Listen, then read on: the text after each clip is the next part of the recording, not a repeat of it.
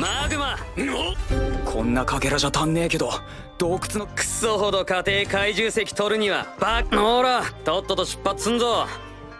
Halo dulur Sampurasun, bagaimana kabarnya? Semoga kalian sehat selalu dan diberi rezeki yang melimpah.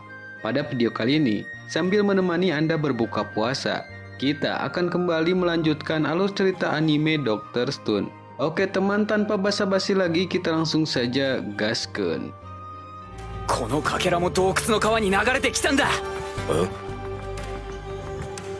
Cerita dilanjutkan saat sebelum tim ekspedisi berangkat. Gen membisikkan sesuatu pada Magma. Sepertinya ia telah mempunyai rencana setelah Senku pergi meninggalkan desa. 水温がちーっとね。大丈夫かよ。マグマなんか連れてき状況整理して考えろ。 Setelah sampai di goa, kru masih mencurigai Magma akan berbuat jahat. Namun, Senku menanggapinya dengan santai. Di kondisi seperti ini, mereka sangat membutuhkan tungsten untuk membuat telepon. Untuk menggali harta karun, mereka sangat membutuhkan kekuatan Magma. Dan ia yakin Magma tidak akan berbuat nekat. Setelah berjalan cukup jauh, tiba-tiba pijakan Senku terdengar retakan. Dengan cepat, Magma mendorongnya sehingga ialah yang terjatuh. Beruntung, Senku masih sempat memegang tangannya. Di sana, kru malah menuduh Magma mencoba mendorongnya ke jurang. Dengan sedikit kecewa, Magma berbohong mengatakan memang niatnya untuk membunuh mereka berdua di sana. Namun, pijakan Senku yang rapuh membuat ia juga terjatuh.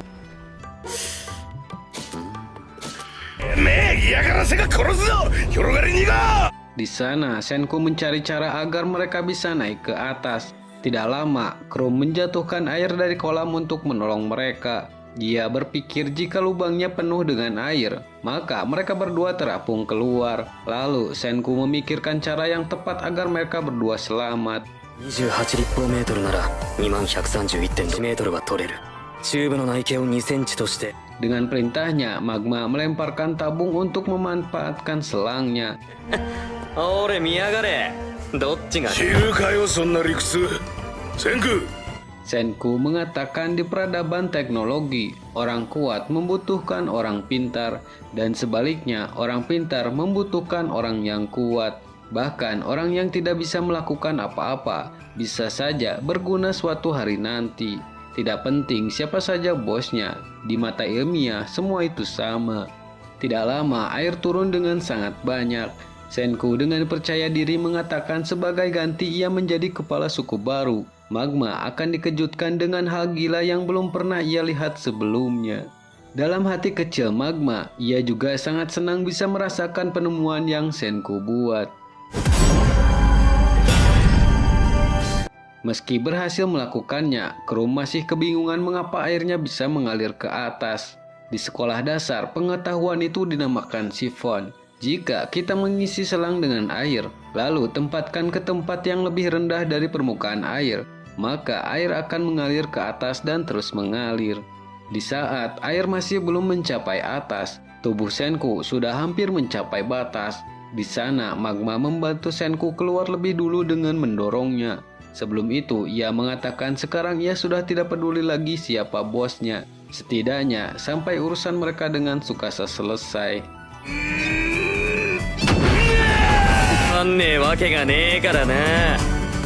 Saat menghangatkan tubuh di perapian, Senku mengatakan kekuatan Magma bisa menolongnya dari skenario terburuk. Skenario terburuknya adalah jika mereka kedinginan, maka Magma dan Senku akan saling berpelukan untuk membuat tubuh mereka hangat.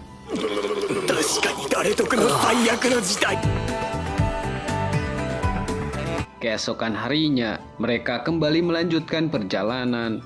Setelah berjalan cukup jauh, Senku sangat senang menemukan batu bergaris yang dinamakan skarn. Batu itu mempunyai banyak mineral yang mereka butuhkan. Karena batu itu sangat keras, Senku membutuhkan kekuatan Magma untuk menghancurkannya. Senku menyadari Magma telah menyelamatkannya dari lubang Mika. Ia tidak berniat melakukan hal buruk pada Senku. Ia hanya berusaha untuk menyelamatkannya saja. Mendengar hal itu, kru meminta maaf karena telah salah menilainya. Dan sebagai balasannya, Krum tidak keberatan jika ia dipukul. Tetapi Magma sekarang tidak peduli dengan hal itu dan ia melampiaskan kemarahannya pada batu. Akhirnya mereka berhasil mendapatkan batu tungsten. Krum mengatakan batu itu memang sangat berharga bagi mereka.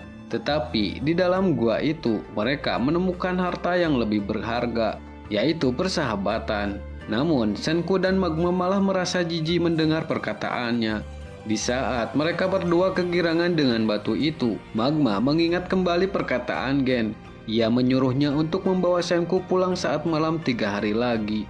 Ia pun memaksa mereka untuk segera pulang secepatnya, lalu menutup mata Senku dan membawanya kabur.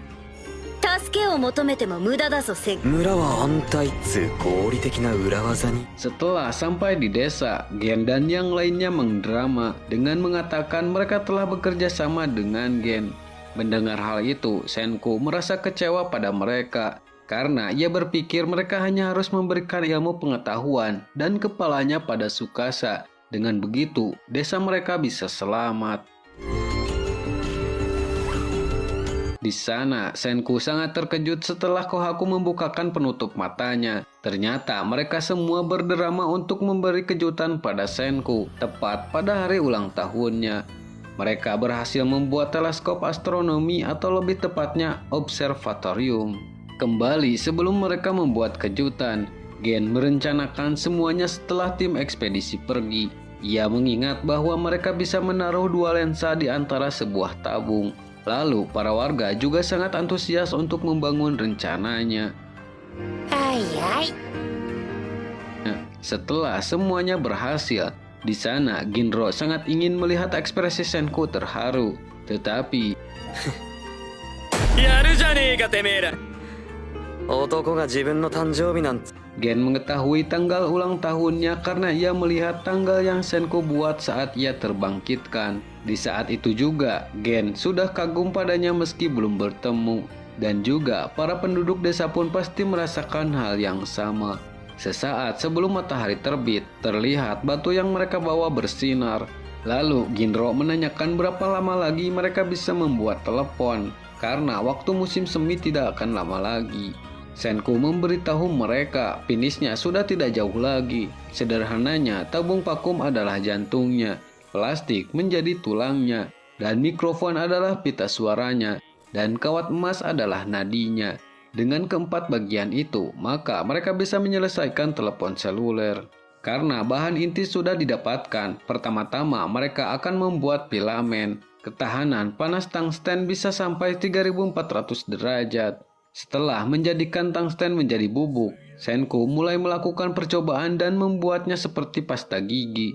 Lalu menghilangkan karat pada pasta itu dengan hidrogen. Hangatkan di dalam wadah kaca, maka selesailah. Panas yang dibutuhkan sekitar 1000 derajat untuk memanaskan tungsten. Bahkan jika lebih panas akan membuat semakin kuat. Mendengar hal itu, Kaseki dan kru menganggapnya mudah. Namun Senku menjelaskan lagi apa yang akan terjadi pada wadah kacanya jika mereka memasukkan ke dalam suhu 1000 derajat. Mereka hanya butuh mekanisme pemanasan dengan akurasi yang tepat. Namun mereka tidak punya waktu lagi untuk membuat penemuan itu. Jadi Senku membagi tugas untuk membuat mekanisme tersebut. Sedangkan ia akan membuat pasta gigi dengan percobaan ilmiah. Dan Dr. Krum lah yang akan membuat pemanasnya. Kaseki sangat iri dengan keakraban Senku dan Krum. Ia menceritakan ia selalu suka membuat sesuatu dari kecil. Ia terus membuat berbagai hal seperti jembatan, perisai, dan yang lainnya. Semua itu demi orang-orang tidak menertawakannya lagi. Dengan begitu, ia bisa berpura-pura masih berguna meski ia sudah setua itu. Sejujurnya, ia sangat ingin mempunyai teman sesama pengrajin. Krum dengan santai mengatakan Kaseki kan sudah punya 2 teman. Mengetahui hal itu, Kaseki menjadi lebih bersemangat. Lalu Senku membawa Gen untuk membantunya, tetapi Gen tidak bisa banyak membantu di sana. Kembali pada Kaseki dan Krum, mereka berhasil membuat kaca cembung yang besar.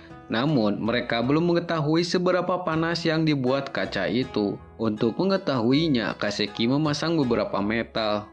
Namun setelah beberapa lama pun tidak ada efek sama sekali. Lalu kru menaikkan suhunya dengan pemanas api sehingga metal level paling rendah mulai meleleh. Dan mereka pun berhasil mencapai suhu 1500 derajat. Meski sudah melebihi yang Senku maksud, kru masih ingin terus menambah panas dengan memakai listrik. Keesokan harinya, Senku berhasil membuat pasta gigi tungsten. Tetapi ia amat terkejut melihat alat-alat yang dipakai kru. Meski terlihat jelek, namun itu mungkin akan jadi solusi terbaik mereka. Lalu dimulailah pekerjaan untuk membuat filamen yang kuat.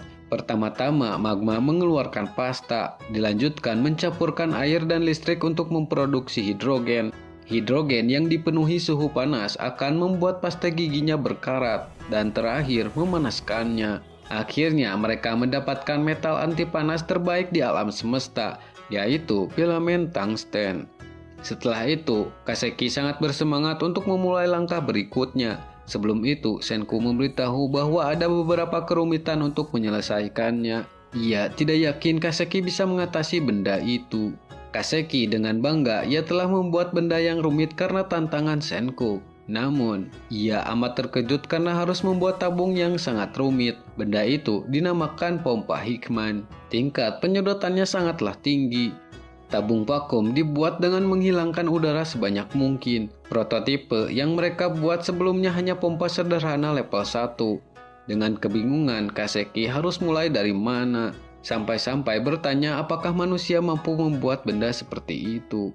Melihat ekspresi Kaseki yang kurang semangat, Gen memprovokasinya dengan mengatakan di eranya dulu, hanya pengrajin super jenius lah yang bisa membuat pompa Hickman.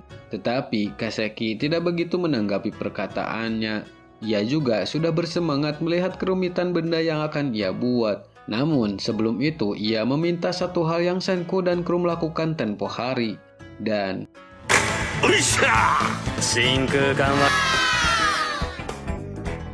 lalu Senku dan kru bersiap membuat plastik.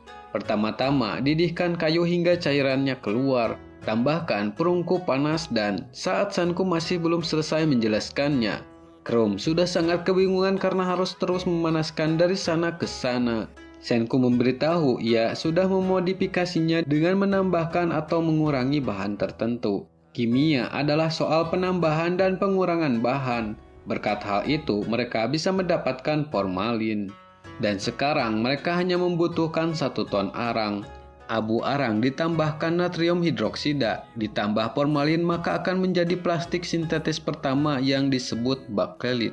Di sana mereka melihat Soika dan yang lainnya mulai kedinginan, karena musim dingin kali ini lumayan keras.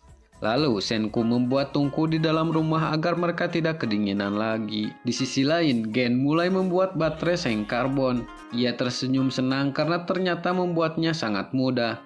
Namun, Senku membutuhkan baterainya sekitar 800 biji. Lalu, sekarang Senku bersiap membuat mikrofon dengan bahan yang menempel dari kendi anggur. Campurkan dengan rumput laut yang sudah direbus, maka mereka mendapatkan garam rochelle.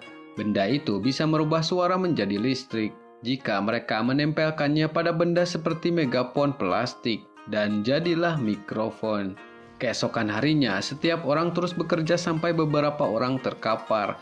Mereka akhirnya bisa mengumpulkan semua bahan yang diperlukan, dan jadilah senjata paling terkuat di dunia modern, benda yang bisa mengirimkan suara dari jarak jauh. Keitai no bakutan da! Yabe! いよいよお待ちかねの Mereka amat senang karena bisa menyelesaikan benda itu sebelum musim semi tiba. Dengan begitu, pertarungan dengan kerajaan Tsukasa akan segera dimulai. Kohaku mengatakan memang benar mereka bisa mengirimkan suara. Namun, bagaimana ia bisa mendengar mereka? Di sana, Senku baru ingat ia harus membuat satu lagi telepon. Setelah beberapa lama, mereka mulai menguji teleponnya. Sebelum itu, Ginro menanyakan apakah kata-kata krom yang akan diucapkan pada Ruri sudah disiapkan. Di saat itulah waktu yang tepat untuk krom mengatakan perasaannya. Lalu setelah menyalakan telepon dan semua orang menunggu ungkapan dari krom. Tetapi...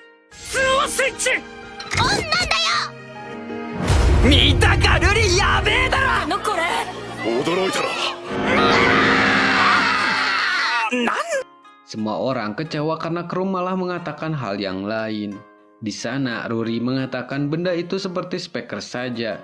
Senku sedikit terkejut mengapa Ruri mengetahui benda itu. Ia menceritakan kisah ke-14 dari 100 dongeng. Ada seekor lebah yang bisa berbicara bernama Speaker. Saat ia menancapkan sengatnya ke makam, maka ia dapat berbicara seperti orang yang dimakamkan di makam itu. Mendengar cerita itu, Senku sama sekali tidak mengerti. Gen menyadari sesuatu dengan kisah itu, apalagi nomor urutnya adalah 14. 1 dan 4 dalam bahasa Jepang yaitu ishi, yang mengartikan batu. Mendengar hal itu, Senku menyadari sesuatu dari pemakaman Ishigami Byakuya. Setelah sampai di sana, ia menemukan batu itu ternyata adalah kapsul yang menyimpan benda di dalamnya. Di sana, mereka menemukan kaca yang ditutupi aluminium foil. Benda itu adalah piringan hitam. Di dalam benda itu, suara Byakuya dan teman-temannya direkam. Semua orang kebingungan dengan cara untuk mendengarkan suara dari kepingan itu. Senku menjelaskan cara kerja piringan hitam sangatlah sederhana. Buat jarum bergetar dengan suara yang membuat alur di piringan. Lalu jika kau menggerakkan jarum pada alurnya, maka suara yang sama akan keluar seperti yang dibuat. Setelah beberapa lama, mereka berhasil membuat alat untuk memutar piringan. Dan saat Ginro mulai memutar alat itu, lalu terdengar suara ayahnya.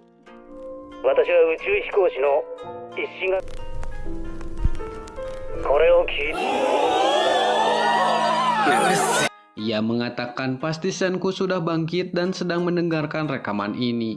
Entah ratusan tahun atau ribuan tahun. Pada akhirnya, ia bisa menghubunginya lewat rekaman itu. Ia juga mengatakan jika Senku masih kesulitan memenangkan hati para penduduk, ia menyuruhnya untuk mendengarkan lagu yang dinyanyikan oleh Lilian. This down and out, putting my faith. Once we'll step from zero. Mendengar lagu itu, Senku jadi mengingat saat ia pertama bebas dari pembatuan dan sampai di desa hingga saat ini. Di sisi lain, para penduduk desa juga sangat menikmati nyanyiannya. Sampai-sampai mereka bergetar dan mengira suara itu seperti malaikat. Chrome sangat terharu dengan yang ada di zaman modern. Ia menanyakan apakah ada musik sehebat itu di masa lalu. Tentu saja bukan hanya itu, banyak hal yang menakjubkan di era modern seperti game, TV, komik, dan film. Semua hiburan yang tercipta karena ilmu pengetahuan. Ada banyak hal yang menyenangkan di dunia ini, walaupun wujudnya sudah tidak ada. Tapi semua itu masih ada di hati masing-masing orang. Senku akan menunjukkan semuanya pada mereka setelah ia mengalahkan Tsukasa dan membangkitkan semua orang.